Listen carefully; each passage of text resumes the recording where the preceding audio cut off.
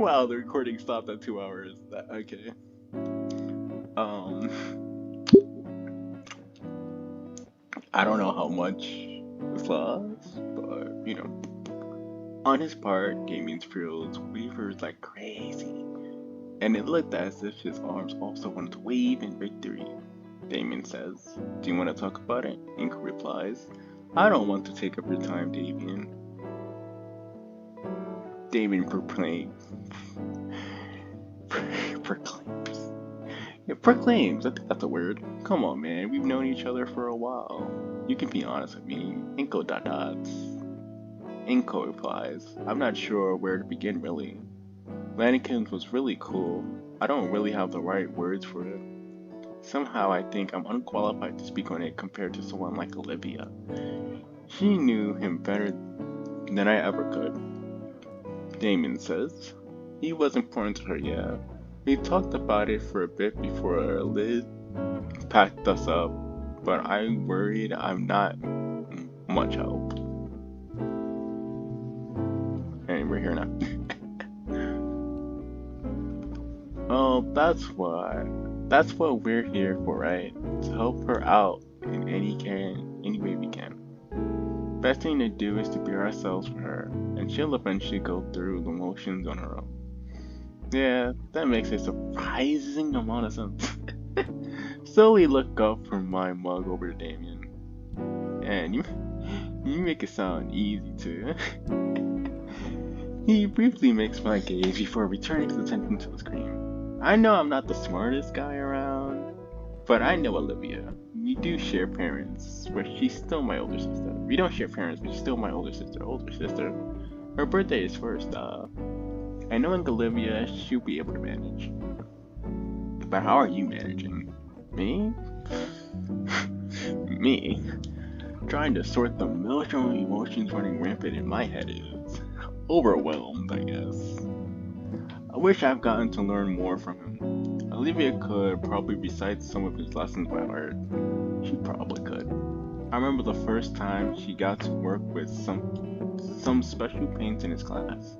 She was just ecstatic. She came home a mess covered all over with blues and greens, leaving tracks behind wherever she went. My mom saw her carpet vandalized. She threw her right in the backyard and hosed her off. I ended up joining in because it looked fun. I in the hallway leading to her room, a part of me wanted to see if Olivia was alright. A part simply wants to be closer to her again. Damien looks back again, the unspoken question clearly written across his arching brow. What about Olivia and you? Speaking of, I may have told Olivia that I liked her. No big deal. About time, huh? What? You two stuck together like glue ever since the summer barbecue. I mean, come on now. Anyone with half a brain could see that you were becoming more than friends. All the signs were there. Although, it does worry me a bit. Why's that? Well, think about it. Your teacher just passed away. You're both wrecks right now. What if it's just that suspending bridge thing? I don't know, man. It only just happened. You're right, sorry. I do like Olivia, I know that. I guess I'm a little scared of the future. How so? There's just a bunch of things I still don't get about Olivia. Or maybe friendship in general. When I first arrived here at St. Mahan, I never really had any friends like you guys. So to suddenly be involved in all of this, I don't know. Think I get it, yeah. Things can be more dramatic around here. One way to put it. What's so different about your old friends? Never really had any. Well, that's not true. I had friends, but they were like day friends, Classmate friends, yeah, I got a bunch. And your folks constantly constantly moving means that you never had lasted like a year tops. Yeah, I'm a day friend. No way, you come to our parties and everything. In fact, look.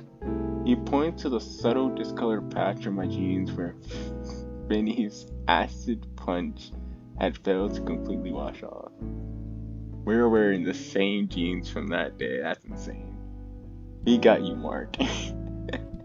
Thanks, it means more than you know. Yeah, to be honest, I always had a good feeling about you. No, you'd be a decent addition to the group, but to see Olivia actually start opening up around you 2 months ago, that was unthinkable. And all those years I was trying to let you know. Maybe it's all worthwhile, not to take credit or anything. I'm really just glad to see her happy after so long. Moments of Olivia and I together flashed into my head, good, bad, and everything in between. It all accumulates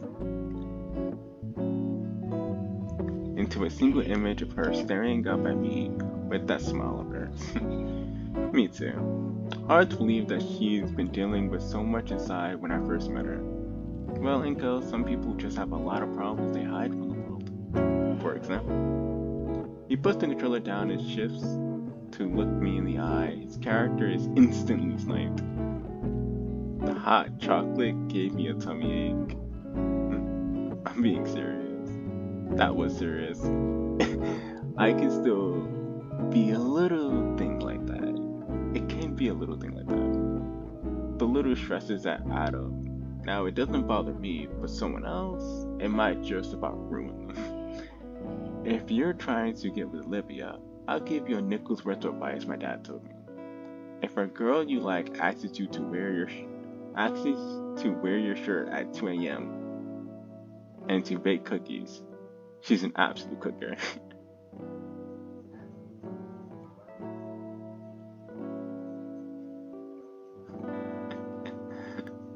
That's some pretty good advice. Just don't break her heart, yeah. Wouldn't dare to think of it.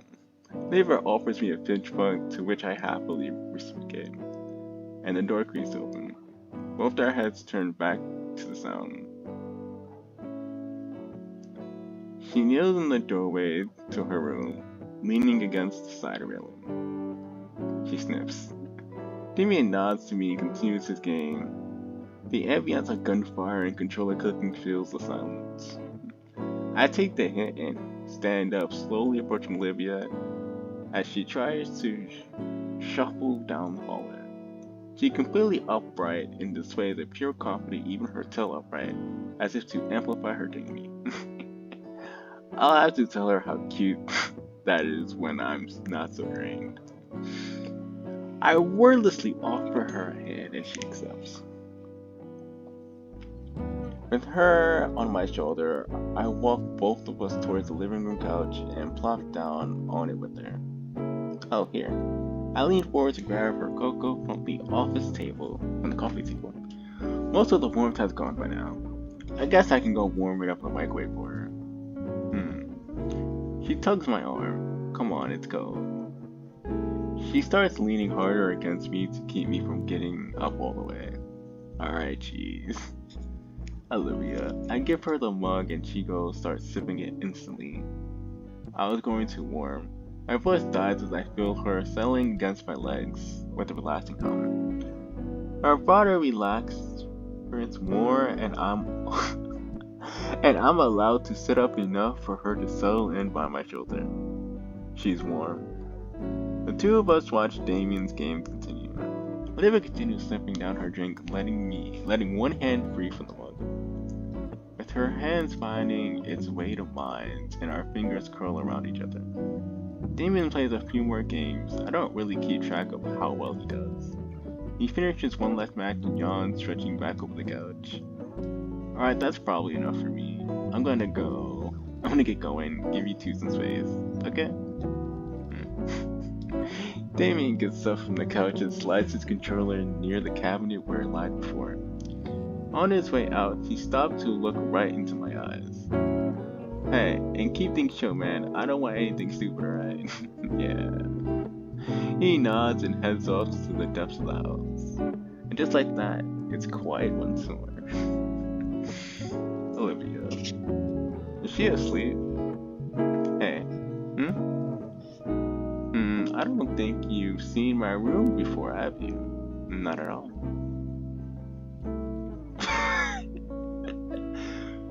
Would you want to see? I'd love to. I watch your blush, and I'm getting good at this. Am I getting good at this? Okay, just walk me there. Similar as before, I help Olivia off the couch and we shuffle our way towards her room. Wow, I'm not sure what I was expecting Olivia's room to look like, but I'm surprised. I'm trying to zoom in. I'm pretty sure they would let me zoom in and get a good preview of the room. I don't need to rush. It's the air that hits me first, a strange mix of heavy, fake floral candles, trying its best to cover the almost nostalgic scent of art supply. Band posters and painting of dinosaur covers. And a lot of her wall space, like the room is her own personal canvas. Her desk sat beneath the window again, with space that wasn't covered by the faded look of paper was instead covered in dry paint. Right next to that is a dresser holding up a decades-old television and retro gaming console. Retro gaming console, you say, huh? All in all, it reminds me of the room they show in older high school movies. So, where do you want? Just on the floor is fine. I gently lower Olivia to the floor, letting myself sit cross-legged next to her in the process. So, what do you think? I think it suits you. Figured you wouldn't have any chairs. I got this really soft rug and bean bag chair over there. She gestures to the beat-up lump in the corner near the large lamp. Olivia pulls something off her bed. It's a laptop, open to a music program. But I don't recognize any of these songs, or bands, or albums. It's a pretty big track list. What music do you listen to? Sort of a closet metalhead, whatever I'm alone. I put some on full blast while I do chores or art. Generator head. Super Dev, Iron Tune, you name it. So this should be Machine Head. I don't know what Super Dev would be, or Iron Tune, you name it. What do you listen to? Please let us get in. Don't lock us away. Mumble rap. I listen to mumble rap. If that scratches your brain, then. Anyways, my dad was super into heavy metal when I was a kid, and he got me into it. And Damien and I would be playing outside in the yard, his mom would be making lunch, our dad would be in the garage blasting heavy metal while they worked on the car. Working on cars? Yeah, my dad and Uncle Randy would Randy would fix up some cars. She cleared her throat. I think that's the first time I've ever heard you call him Uncle Randy. Yeah, I call him that sometimes along with Aunt Sophie. You call him Aunt Sophie. Your right hand comes off. What do you? Olivia lunges over to chomp on my hand, and I have to take a moment to check my fingers just in case. Hey, I was just joking. So was I. But yeah, I listened to a lot of this. You want to hear any? She offers me a trackpad, everything I can see, huh? Say, what kind of music is B-flat? Music is a bit lame, actually.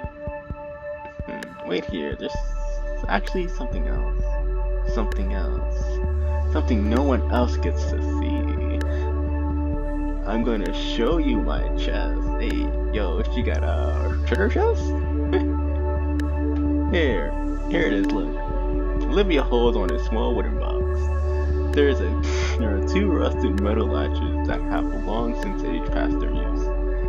I can't see it quite well in the dim lighting, but I think if I were to hold up into the sunlight, I'd see a thin layer of glittered glue coated the whole thing.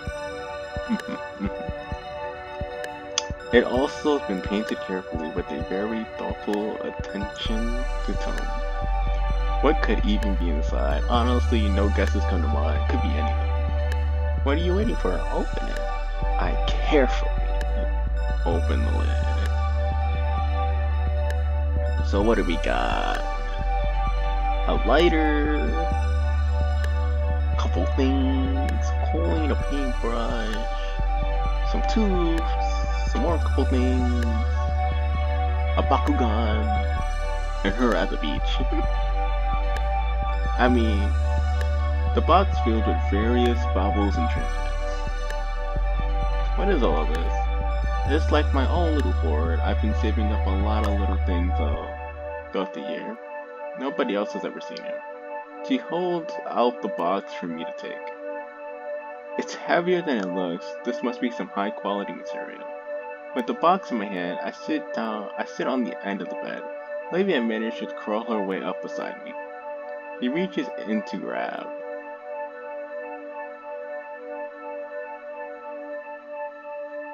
A paintbrush? Very important paintbrush.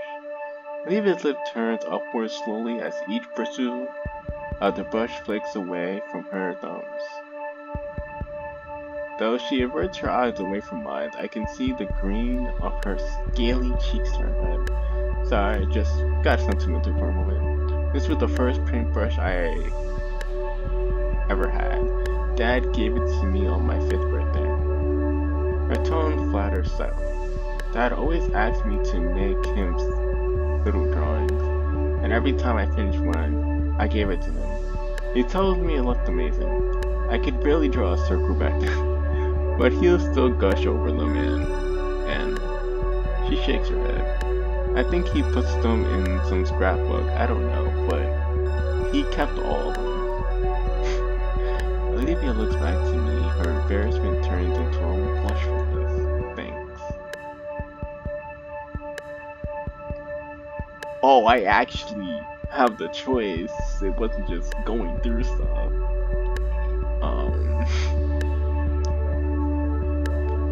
I'm gonna save this beach picture for last.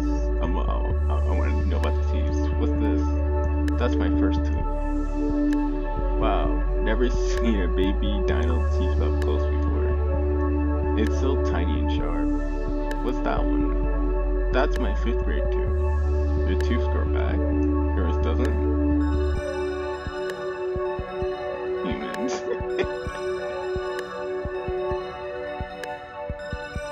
The Bakugan. Oh, I love this little guy. What is it? Let me show you. Olivia rumbles to the box and plucks out a tiny hexagon piece. Then places the plastic ball onto it, and right before my eyes, it transforms into this tiny little robot-looking dinosaur. Oh, this is a Gobblekin. Dinoid to be exact. I was hooked on the show when I was younger and always asked to get the toy for my birthday and Christmas. Benny got the rest of my old collection. This one was always my favorite, so I kept it here. These are probably like pebbles and stuff from the beach. What are these? There's a couple of cool rocks I found around. I liked how they looked, so I kept them. I grabbed one of the rocks and gave it a closer look. It's gray with a thin brown line all around it and smooth to the touch. It'll be perfect skipping stuff. Wow, one's my favorite. Tastes like salt. How do you know that? I tasted it. Let's go get the lighter. Oh, this used to be Uncle Randy's. Does that engraving mean anything? She shakes her head with a soft smile. Not really. He said it's harder to steal and hide stuff that look unique. Really? I think he thought it looked cool and not tacky. Well, I think it looks cool. You would. Dang. She called me out like that. Oh hey. What? Some of these look really cool. Of course I do. I picked all these out myself. Where do you get these? I pick one up whenever I see one. They're a dime a dozen. Alright, last but not least. Picture of Olivia's chest. I mean, Olivia at the shore.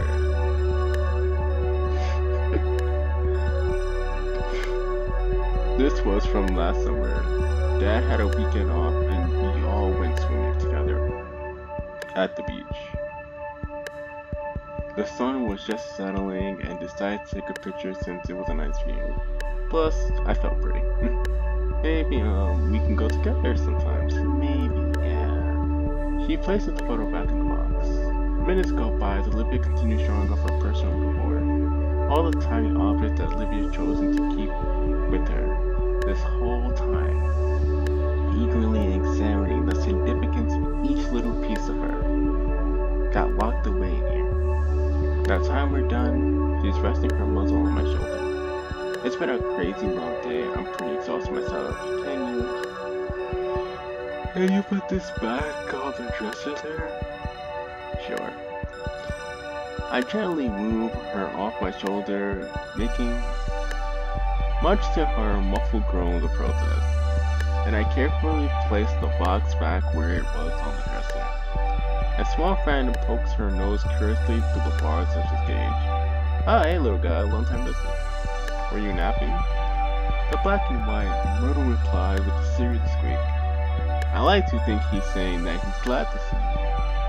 Hey Olivia, I'm pretty exhausted too. That is definitely off limits. That leads either to the floor or the couch outside, or that beanbag chair looking pretty inviting. I stump into it. The beads inside rumble enough my weight and settle in. It's soft. That was a bit like pain in Olivia's hair. Does Olivia lay on this while she's working? As I started to drift off, the last thing my worried eyes take note is Olivia sleeping soundly on her bed. With how emotionally draining this whole day has been for us, it's nice to see her looking so peaceful. I begin to stir from my deep thoughts cushioning slumber. I feel like there's something heavy across my stomach, stopping any ability to move. Did someone throw a weighted blanket on me? Actually, it feels a lot. It feels like whatever's on me is vibrating. What is this? Olivia? She's on me? My entire head grows hot as my brain tries to process the situation. How am where is she? Her chest presses closer to mine as I can feel her rhythmic breathing against my body. It's deep, slow, and with a subtle but not noticeable rumble with each exhale. If I focus hard enough, I can probably feel her heartbeat. Maybe she sleep crawled onto the beanbag and doesn't realize that I was on it. I should probably wake her up so she can get back to her bed. Anytime I try to move, her limbs curl tighter around my body, like a boa constrictor. With all but Olivia's tail wrapped around me, any attempt to escape her hold is fruitless. Olivia looks even more peaceful than she did on the bed. Maybe she does know that I'm here. I'll leave her be. Last thing I want to do is make her a cranky gator. With my free hand, I managed to grab my phone, checking the time. The digital clock says it's only 5 minutes past 4:30. Plenty of time to continue my nap. I nestled my head back into the beanbag and let the feeling of Olivia's rumbling lull me back to sleep. This feels nice. A morning alarm moons me from my sleep and into the world of the living. I ended up spending the night at Olivia's place. Randy and Sophie thought my parents would actually be worried that I stayed with a stranger for the night. When my folks hadn't answered their phones, Sophie was left fuming. Randy didn't look bothered though. The two calmed down after I made something up about a business trip. Honestly, I'm probably right anyways. On the upside, I got to spend the night with Olivia. Yes, sir. Last night, we even turned the living room into some kind of blanket and pillow fort. I felt childish to be huddled up on the floor with Olivia, watching her play old computer games on outdated TV. But I had more fun than I like to admit. But next that Friday rolled around, it was time for school. Olivia's wheelchair out of commission until Randy can get a replacement means she'll have to miss out today. Given the state of both her emotions and wheelchair, it pains me to have to go without her and leave her alone. Honestly, I don't want to be alone in my cold and empty house either. Miss Sophie is one hell of a cook, and last night she made delicious meatloaf. Guess I know how Olivia gets her culinary skills from. God dang, finally the day ends.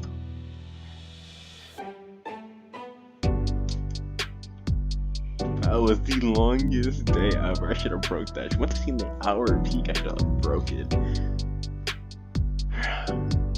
God dang, man.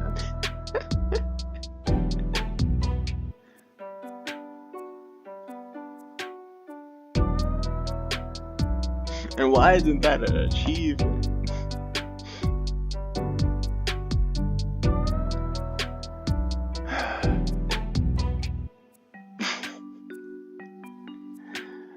Alright.